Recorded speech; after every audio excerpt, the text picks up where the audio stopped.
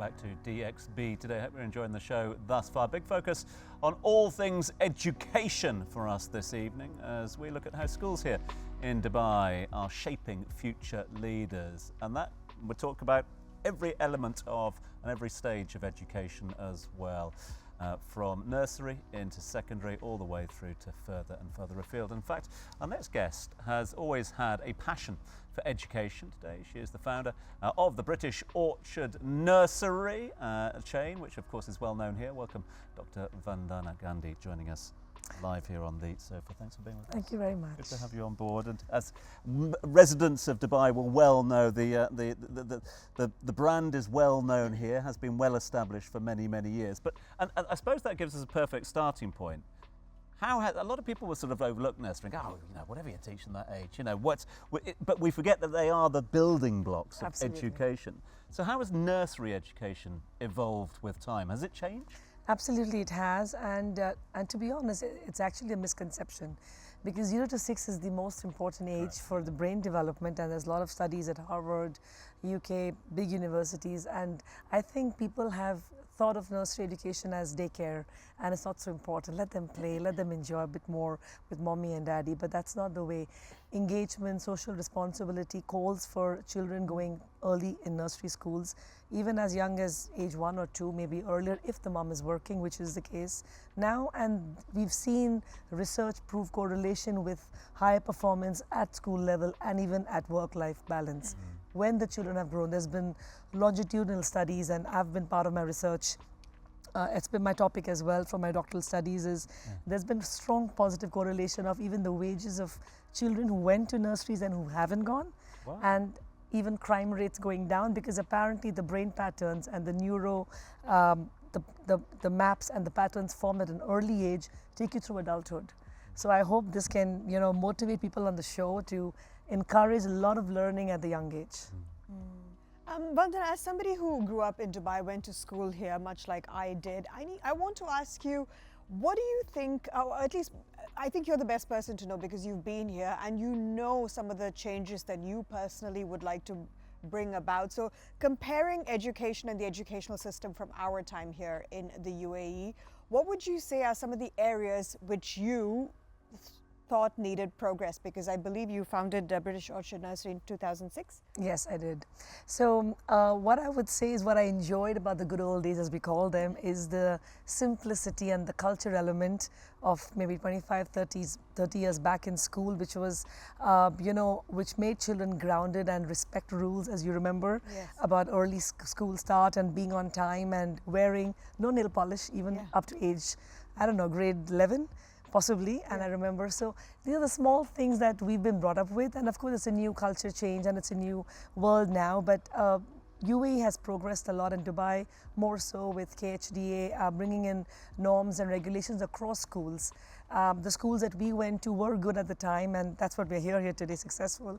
We thank our early teachers, but UAE and Dubai especially has progressed a lot because of multinational curricula being brought in, teaching, training, especially inspections and the assessment framework. You are offering some courses for teachers. Can you tell us a little bit more about those? Yes, so I got inspired from my nursery at UK at Oxford, and there's a lot of NVQ level programs of qual, as you know, in England, which are mandatory for teachers to take for the earlier setting. Now, where we come from in Asia here, mostly the teachers would have an education degree, but the pre-primary setting is very specialized, and they do need those early years diplomas. So whilst I was in England, and we started a nursery there as well, so it's a UAE brand, Dubai born brand. Go to England at Oxford, start the nursery. We had the ribbon cutting with the mayor at the time, and I was very proud to put UAE flag and the UK flag. So when I realized that teacher training is something which is very important to continuous development of teachers, practitioners and children, we got the off-qual qualifications as a tie-up with the UK, and I brought them to Dubai 10 years ago, and maybe the last decade KHDA made it mandatory, and eventually EdTech and SPIA and everybody. So it was very good that our teachers at British Orchard were qualified like long back, because I could see it coming, and it was the right thing to do for children. Vandana, I don't know if you heard Ash's long list earlier. I did. Of the things that she looks for when, of course, looking for a school for her child. And then another thing that Lisa mentioned also that is the key to a great educational institution is adaptability. Absolutely. Now, in the generation that we're in right now, we're 2025, AI coming through, a massive focus on EdTech. Is that something that a lot of parents should be looking for when looking at schools, kind of what they're putting in place to ensure that there's a strong foundation around the kids to actually be ready for what the future looks like? Absolutely. So technology, however, I mean, the boon and the bane is there, and we may not like it, but it is there and it's there to stay. And tablets or usage of technology by children in restaurants, if you go around, they are glued onto any tech equipment. So having said that, we in the nursery schools encourage a no screen policy, but encourage learning through tech, which is through their their tablets, whichever brand it could be, or involving them in robotics or STEM or basic coding. You know, the blocks, even putting a puzzle in a puzzle is actually a block for coding. We tend to forget that the simple puzzle fitting in each other. So like getting them the hand-eye coordination and thinking about logic is what we do at the nursery age. And I just read some news article, I don't know if it's true or false, because now internet, everything can crop up, not TV maybe, but I just saw that apparently in China, they want to have AI in the classrooms for as young as age 6. Wow. So, and that's compulsory for all school-age children. So if you're nodding, then I guess the article has been read by everybody. So we look after our children from 0 to 6.